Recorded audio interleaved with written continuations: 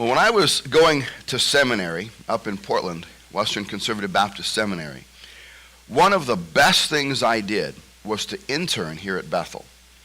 And in fact, I started interning here at Bethel a year before I started seminary.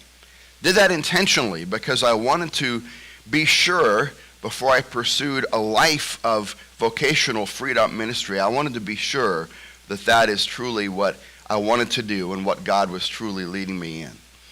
And I continued throughout my time in seminary. Well, I came on staff part-time the very last year, but I continued to be involved in ministry here even as I was learning up there. And that was a wonderful combination.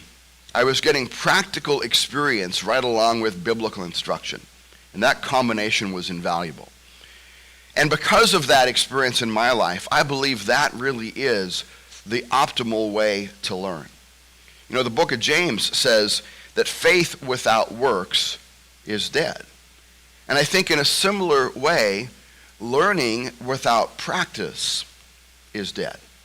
That we need to take it in and live it out in order for it to be real. If we don't practice what we've learned, we probably haven't really learned it.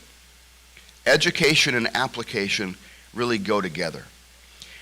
That's emphasized especially in the case of following Jesus. Following Jesus is not just information, it's transformation of our lives. Jesus emphasized this as we looked at a while back when we were in Luke chapter 6. In Luke 6:47 and 48, Jesus said, "I will show you what someone is like who comes to me, hears my words, and acts on them. He's like a man building a house who dug deep and laid the foundation on the rock.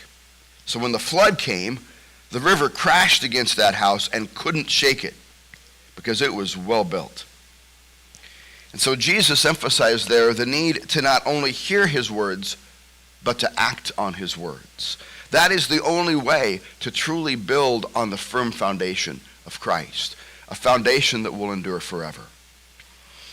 So in Luke chapter 9, as Jesus moves closer to the cross, we're about to see a segue into application in a massive way in the lives of his 12 apostles, his closest key leaders.